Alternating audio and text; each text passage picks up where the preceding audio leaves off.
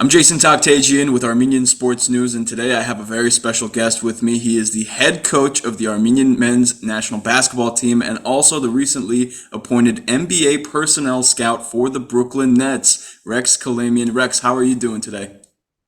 Good morning. Thank you, Jason. I'm doing well. Thank you for having me on. It's a pleasure to have you on as well. And, let's get right into it because in that intro, we're mentioning the Brooklyn Nets and we're talking about a newly appointed NBA personnel scout. We know that you recently had a stint with the Detroit Pistons as an assistant coach. So, first, kind of tell us, when did you first get that position, that offer, what that process was like to now become an NBA personnel scout for the Brooklyn Nets traveling the country?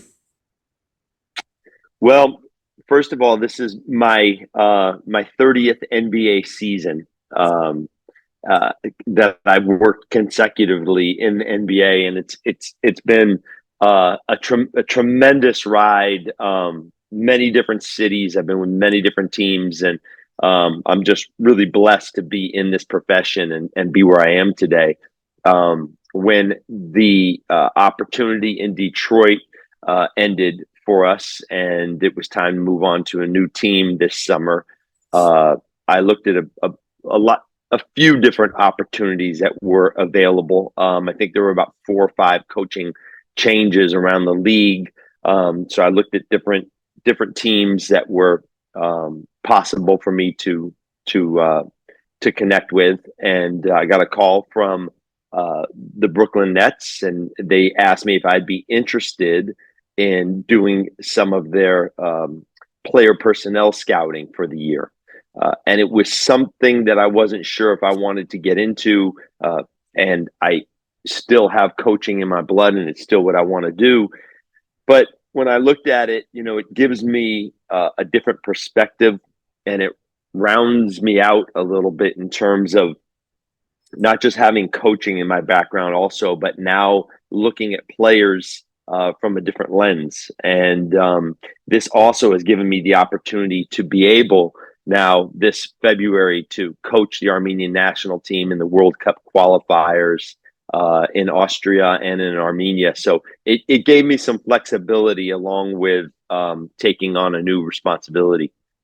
That's awesome. And, I want to, before I get into Armenian basketball, I do want to ask you a little bit more about being an NBA personnel scout. I mean, we're entering the third week of the NBA season, but, so far, how has that role been for you? Kind of what are the motions? What is a typical week for you? And how does that compare to being an assistant coach?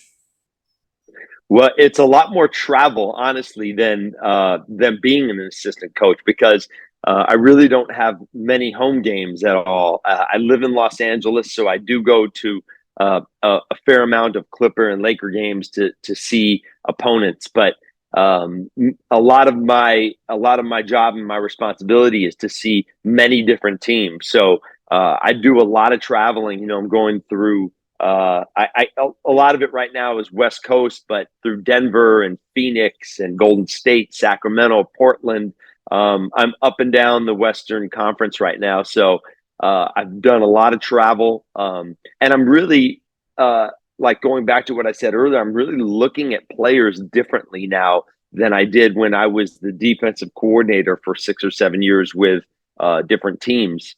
I'm looking at players, what they're doing, their strengths, their weaknesses, how they can help the Brooklyn Nets. If they are a player that has fundamental skill, if they have character and DNA that is equal to what we are looking for. So there are many different things that I'm looking at now. I think when I was coaching, I spent a lot of time on the floor with players, developing players, and one-on-one conversation with players. Now it's a little different. Like I'm having to, I guess you should say, uh, uh, uh, look into the future as to what maybe a particular player can become. So I have a little bit different mindset going into some of these games now, but it's very busy between seeing the games live, probably about 3 to 4 games a week, and then writing reports up on the players. It's very time consuming. And I know that we're doing this interview on November 8th. What is the most recent NBA game that you were at? Oh, let me see. 2 days ago, I was in Denver. I watched Denver play in back-to-back games against Dallas and um, Chicago. And now today, I'm leaving this morning. I'm going to Sacramento to go see Portland at Sacramento. And then the next day, I've got Phoenix. I think it's Lakers Phoenix. So I'm trying to keep all these teams in my mind. And it's really important that after I see a team or players, excuse me, that I write my thoughts down. I put it in the computer. I really notate like what I liked or didn't like about a particular player because the games come so fast. And I need to dump some information and then it's like studying for a test and then I need to get some information back in. So I'm continuously looking at different players and teams. Wow. And now that you did mention it, this is your 30th consecutive season in the NBA. So you have been around, you've been exposed to so many different players, different types of athletes. And again, this NBA season is still relatively new. We're still in November, but now that you have a different lens or an approach rather to evaluating players, who are some NBA players that have stood out to you this season? Who do you think is maybe an early MVP favorite? Who's really stood out to you this time around? Well, in terms of a team, I'll start first with a team like Denver. To me, is again the best team this season. They obviously won the championship last year, but having seen them live since the preseason, I've probably seen them 5 times live already. They are the most consistent team so far. They're by far the most unselfish team in the league, and that all starts with Jokic, who is basically their point guard, right? He plays the center position, but he handles the ball almost every possession of the game. And to me, he's the MVP of the league so far. Very early, obviously, 2 3 weeks into the league, into the season, but he just does so many things that really it permeates throughout the team. Like his unselfishness and the way he passes the ball and how he plays with an IQ is special. And he's just to me he's the best player in the NBA today with all the things combined. And I really like for a guy that's kind of jumped onto the scene very quickly from our team, the Brooklyn Nets. Cam Thomas has done an unbelievable job of helping our team win some games early in the season, and I think he's averaging close to 30 points a game. And this is a guy that comes off a season last year that was kind of up and down, and now all of a sudden he's thrust into this position, and he's done an unbelievable job. So when we talk about like most improved player, he would be one of those players, Cam Thomas from the Brooklyn Nets. But I've seen a lot of good players already. Obviously, I've seen the Clippers and the Lakers, and Paul George looks like he's playing at a very high level, and LeBron James is still doing LeBron James type of things. And before De'Aaron Fox got hurt in Sacramento, he was unbelievable, picking up where he left off last year. So there's a lot of talent in the NBA, and a lot of good individual players as well.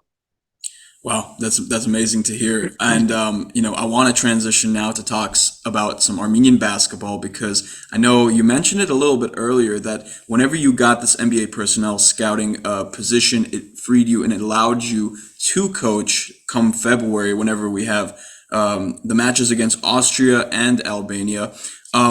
Did this position change allow you to be or remain the head coach of the Armenian national basketball team? Can you tell me about that?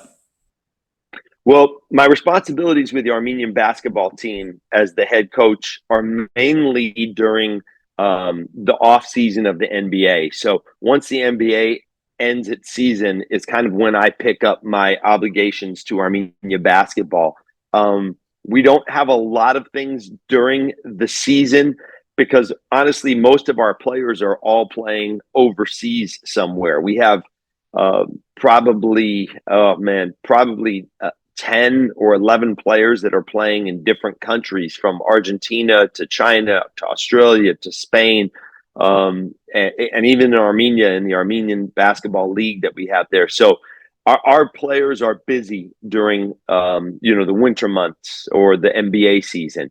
Now, when the season ends, this is when our time would pick up. This is when we start to do things with Armenia Basketball in the summer, and we have friendly games. We have tournament games. We played in the European FIBA Small Country Championship 2 years ago. This year, FIBA, they run on their own schedule. They're having World Cup qualifying games in February. It coincides with the NBA All-Star break, which is perfect for me. So I'll go coach the team. And FIBA, when you play overseas, they give you a window for all these teams overseas to be able to break. So there's a little 10-day window where all these teams overseas will actually break, and it allows the players to go play on their national teams. So we're going to have some time in February where we're playing a couple games that are very important for Armenia and for our progress. And I know, these games are coming up. We're talking about games that are 3, 4 months out, but still, like you said, very important to already have that focus in line for those games. I want to kind of reel it back a little bit and just ask you, from your perspective, from your coaching hat, putting your coaching hat back on, what you've seen from Armenian basketball and the talent of Armenian basketball players when you first joined compared to now, where you've seen growth and where you want more improvements. Well, when I first took this job, a few years ago, I made it clear that I want to run this program like an NBA team. It's all I know, and it's what I'm used to, and it's a proven formula and successful formula. So the Armenian Basketball Federation has allowed me and supported me to be able to coach the way I want to coach, to be able to recruit some of our players. A few growth areas that I've seen. Number one is we've got all our players back and interested in playing for the national team, because, as you know, every national team in the world, these players do not get paid to play in the summertime. This is something that you do for your national team, that you're doing for the country, right? The country that you have your ancestry in. So I think that it's really important that we treat the players fairly, that we help them get better, that we treat them in a way that they want to continue to come back. And for me, it was really important that we get the best Armenian basketball players in the world, and they're hard to find because they're scattered all over the world, right? They have passports, they have citizenship, but they may have left Armenia, or some may be in Russia, some may be in Lebanon. So it's, we're scouring the world all the time to find the best Armenian basketball talent. And we have certainly grown.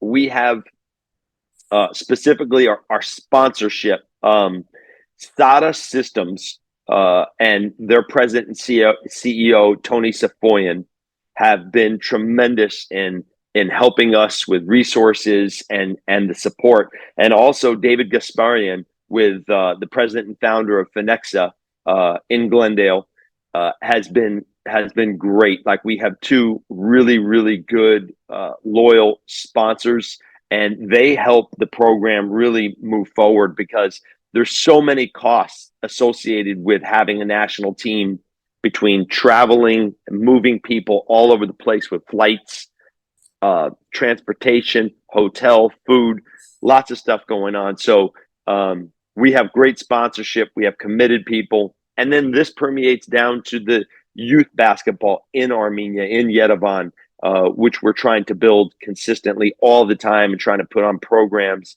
for a lot of the youth so that they can continue to get better. So who knows? Our best player actually maybe only 12 or 13 right now. We just haven't found them yet. And that just makes the future of Armenian basketball that much more exciting. Now, before we get going, one more question for you, and maybe it's a loaded question, but I'm gonna throw it your way either way. 2024 seems like a big year for you in your NBA profession, but also for Armenian basketball because of those February games and November games.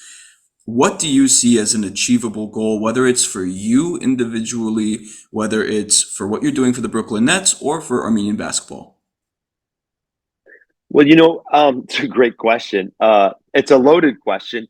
I really try to take every day, one day at a time, and I try to build, and I try to become better the very next day that I wake up. And I know we're going to have setbacks. I'm going to have setbacks in my career.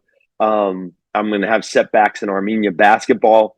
And I really just have to prepare for some of those and continue to move on and find solutions to some of the problems that arise. And my success, honestly, and my goals are to move Armenia basketball forward to try to win these games that we're going to be involved with World Cup qualifiers, get us on a path to possibly playing in the Olympics. It's a long road and it's going to take a number of years. And we still need to develop our talent to be able to get there and be very lucky in the process as well. Professionally with the Brooklyn Nets, I'm really taking on this new opportunity to be able to learn the league a little bit better, continue to learn the league. Listen, the NBA is wild. It changes overnight. It seems like there are new players, new trends, new style of playing.